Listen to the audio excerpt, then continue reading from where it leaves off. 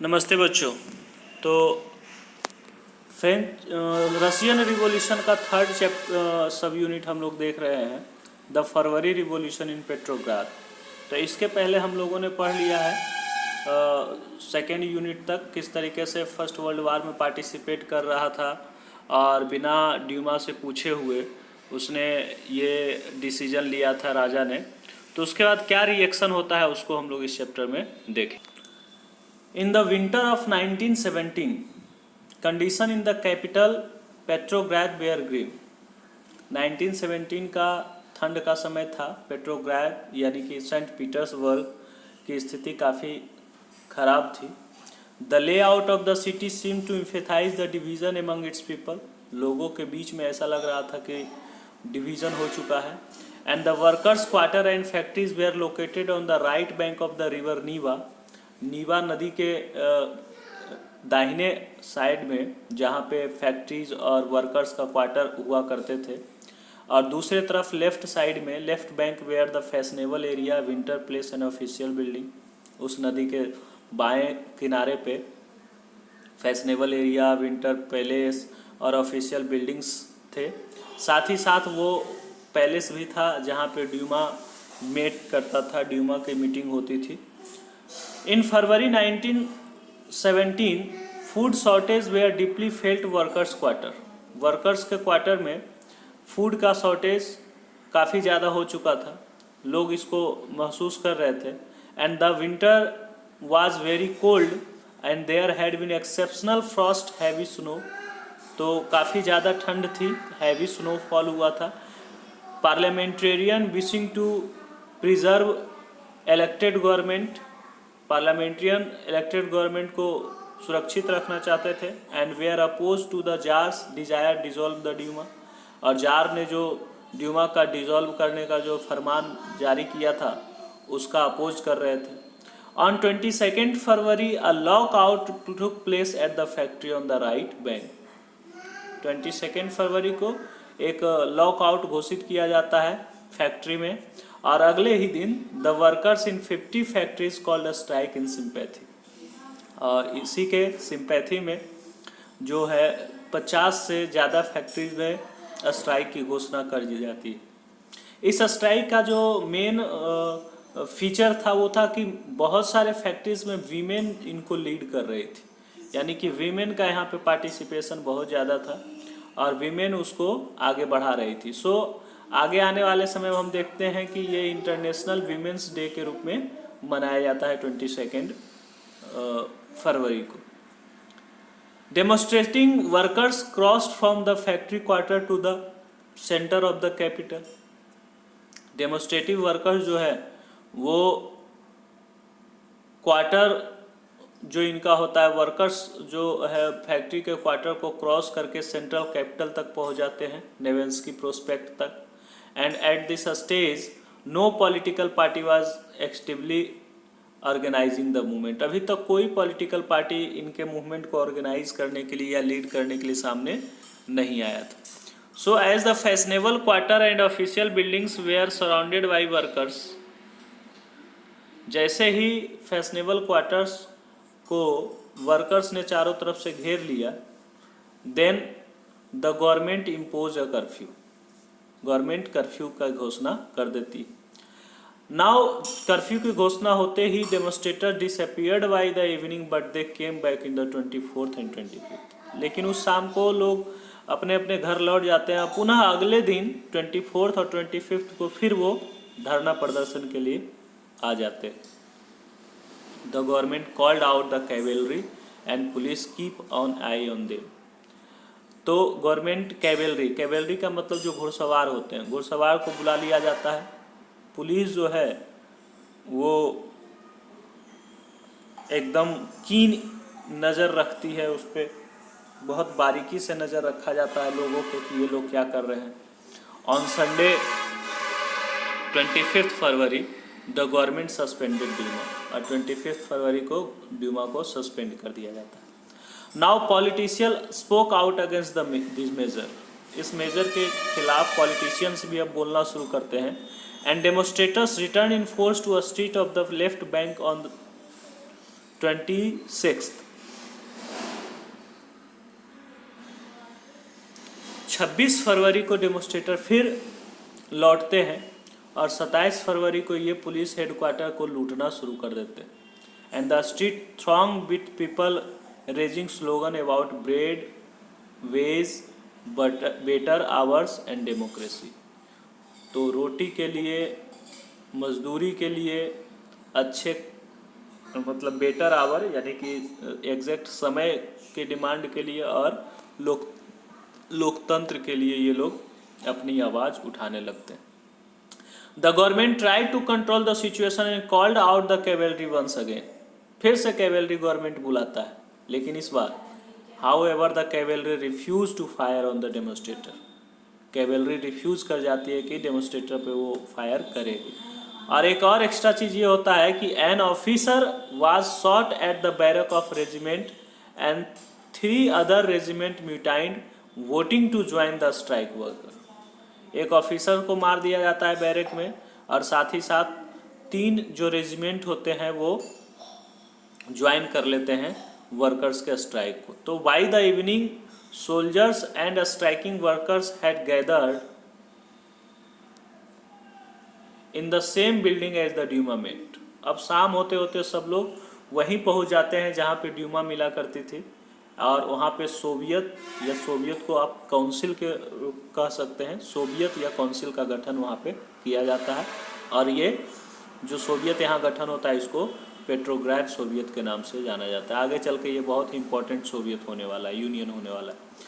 The very next day a delegation went to see the Tsar. अगले ही दिन एक डेलीगेशन जो है जार के पास भेजा जाता है। मिलिट्री कमांडर जार को एडवाइस करता है कि वो एब्डिकेट कर ले अपने आप को, and he followed their advice to abdicate on 2nd March. Soviet leaders and Duma leaders form the provisional government to run the country.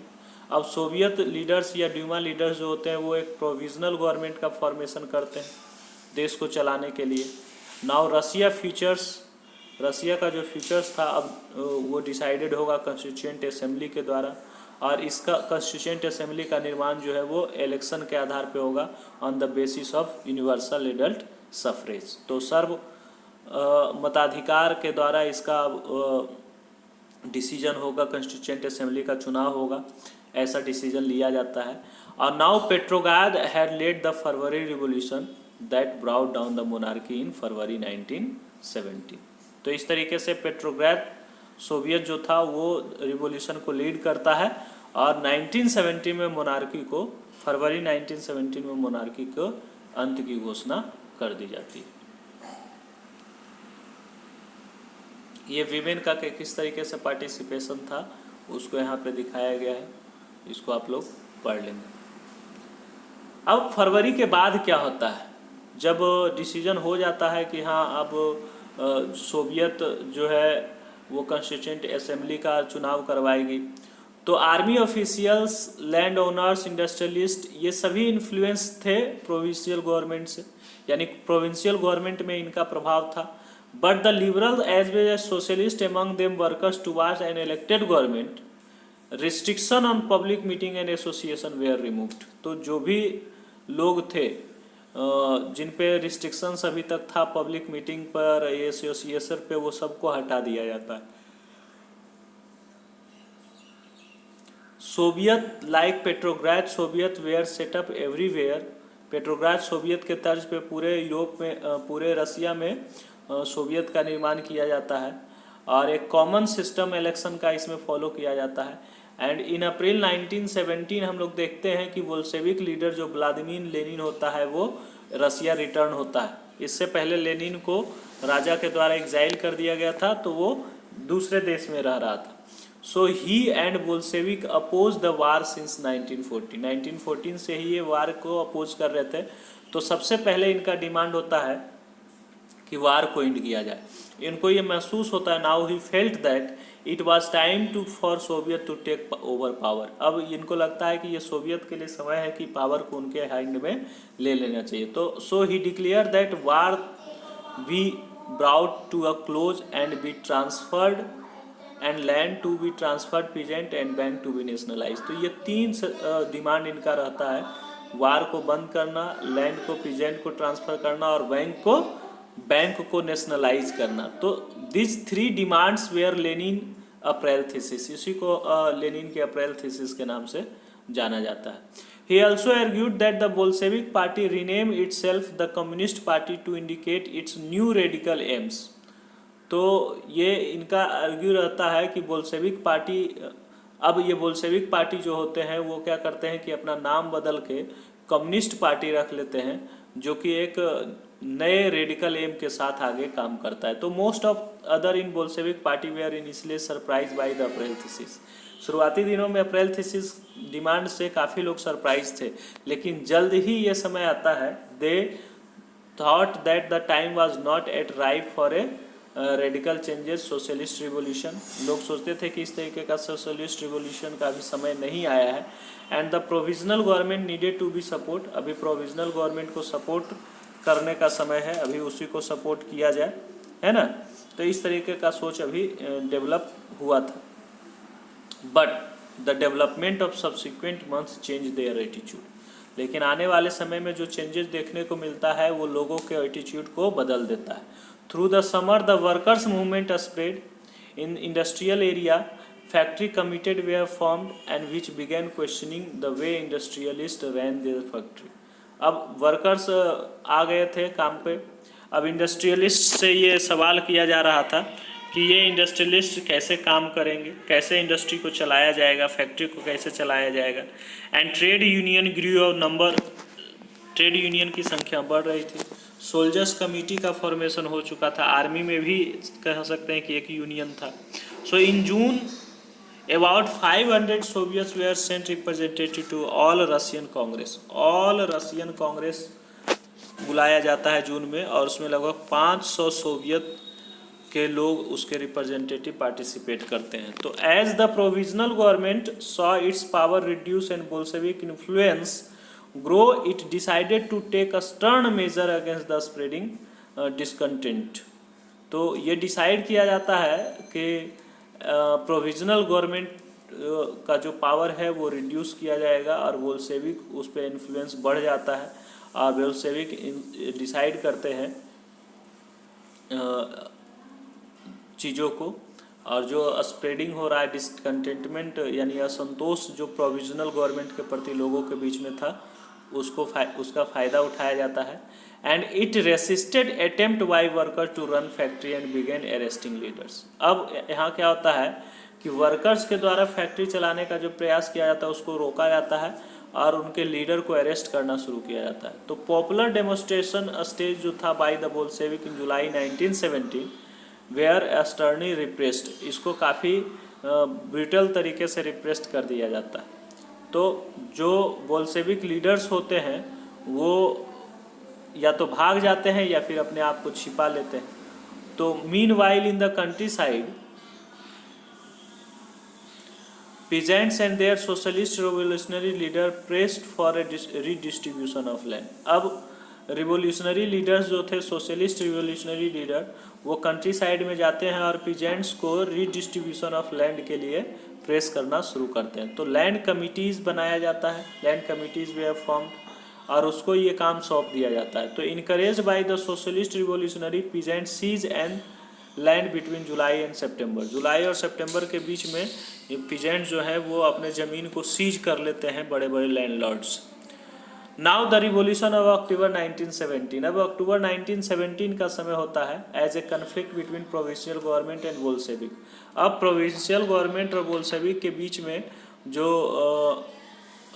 Conflict होता है वो काफ़ी बढ़ जाता है। तो चलिए डेट पे एक थोड़ा जो कंट्रोवर्सी है उसको हम लोग पढ़ लेते हैं। कुछ कंट्राडिक्शन है कि रशियन रिवॉल्यूशन जूलियन कैलेंडर के हिसाब से 1 फरवरी 1918 को हुआ है ना, and the Georgian calendar which is followed everywhere today, आज जो जॉर्जियन कैलेंडर फॉलो हो रहा है इसके अनुसार the Georgian date are 13 days ahead of the Julian dates. So by the our calendar the February revolution took place on the 12th March, October took place and 17th November। तो जब provisional government और Bolshevik government के बीच में जब वो conflict ज़्यादा बढ़ जाता है तो लेनिन जो है उसको डर सताने लगता है कि कहीं प्रोविजनल गवर्नमेंट अपने आप को डिक्टेटरशिप न घोषित कर दे। सो सितंबर में उन लोगों के बीच में एक डिस्कशन होता है और गवर्नमेंट के अगेंस्ट एक अपराइजिंग का प्लान बनाया जाता है। जो बोल्शेविक सपोर्टर्स होते हैं आर्मी में या सोवियट्स में एंड फैक्ट्रीज में सबको एक साथ लाया जाता है, एक मीटिंग की जाती है और 16 अक्टूबर 1917 को लेनिन जो है Petrograd Soviet and Bolshevik party के बीच में एक एग्रीमेंट करता है और उस एग्रीमेंट के तहत सोशलिस्ट सीजर की बात की जाती है, यानी कि सोशलिस्ट पार्टी के द्वारा पावर को सीज करने की बात की जाती है। एक मिलिट्री रिवोल्यूशनरी कमेटी बनाया जाता है जिसका हेड लियोन ट्रोट्स्की को बनाया जाता है और उसको जिम्मेदारी दी जाती है सीजर को ऑर्गेनाइज करने का और डेट जो है वो गुप्त रखा जाता है। लेकिन इस अपराइजिंग की खबर जो है वो प्राइम मिनिस्टर केरेंस्की तक पहुंच जाता है। तो अपराइजिंग बिगेन 24 अक्टूबर को अपराइजिंग होना था।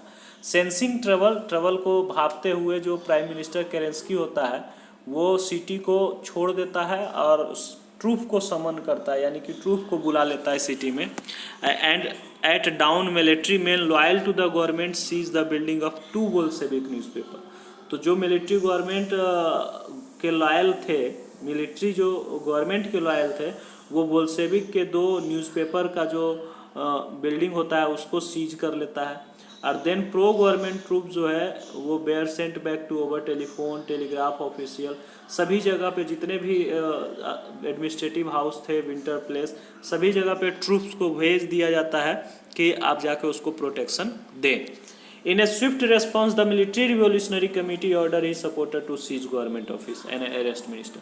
बस इस सारे चीज़ों को देखते हुए मिलिट्री रिवोल्यूशनरी कमेटी भी तुरंत रिएक्ट करता है और तुरंत ही वो अपने सपोर्टर को गवर्नमेंट ऑफिसेस और मिनिस्टर को अरेस्ट करने का हुक्म जारी कर देता है। तो लेट इन द डे शाम होते होते देखते हैं कि एक अरोरा शिप जो है वो आती है विंटर पैलेस की ओर और other vessel sail down the Neva, कुछ नीवा की ओर जाती है and took over the various military point, बहुत सारे मिलिट्री पॉइंट को अपने हाथों में ले लेता है। बाय द नाइट फॉल, रात होते होते the city was under the committees control and minister had surrendered.